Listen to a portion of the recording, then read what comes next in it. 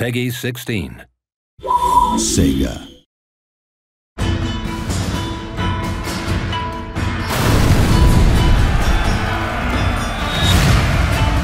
Set during the 19th century, The Fall of the Samurai offers a largely different gaming experience to the original Total War Shogun 2. It's full of explosives, pyrotechnics, it's got lots of fun new units like torpedo ships and Gatling guns. Ships explode left and right, get armor-penetrating shells. We have this huge clash between the modern and the traditional. Effectively, this is a war for the soul of Japan in the modern world.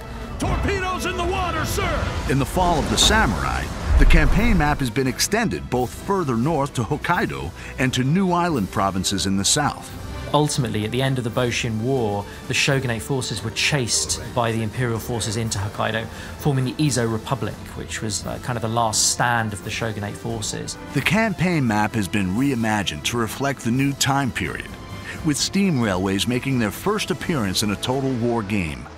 Developing a rail network allows swift movement of troops and agents. You know, if you've got a Gatling gun factory, say, in one province at the end of the railway line, you know, within a turn, you can get him right where he's needed at the front line. But be wary of enemies sabotaging or blockading your stations. My favourite agent, really, I think, is the foreign veteran agent. So that's kind of an American or British or French foreign veteran that you bring in to improve the recruitment of your troops, kind of drill your troops, train them more effectively. And they can also challenge other agents to single combat. Well, I will defend my honor.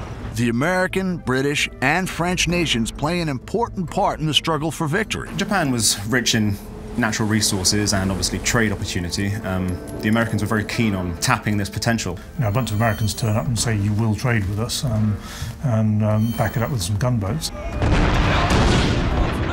The construction of trading districts for Western powers will give you access to devastating units and advanced technology. The Industrial Revolution and the Enlightenment that took many, many decades in the West gets condensed into 2 or 3 or 4 short decades in Japan. You know, in about 30 years, it's one of the most advanced industrial nations in the world. Instead of having to rely on expert swordsmen and people who you have very few of, you can train anybody to fire a Gatling gun. But the cost of modernization is great. You know, modernization means mechanized factories. It means the breakdown of traditional social values and social connections. Industrial development can breed discontent in the people and reduces the effectiveness of traditional weapons and units, such as samurai. A lot of people became more and more angry with what they saw as increasing foreign domination. If modernization, unhappiness becomes too much of a big issue, a region can suffer a samurai rebellion, which was something that actually happened in the 1870s, where a bunch of disgruntled samurai decided that all this westernization was no good and rose up against their masters. I thought it was quite nice. The dynamic clash between the old traditions and the new industrial world is at the heart of The Fall of the Samurai. Like all Total War games, there's no wrong path to victory. Make your own choices, build your legacy, triumph, and dominate Japan.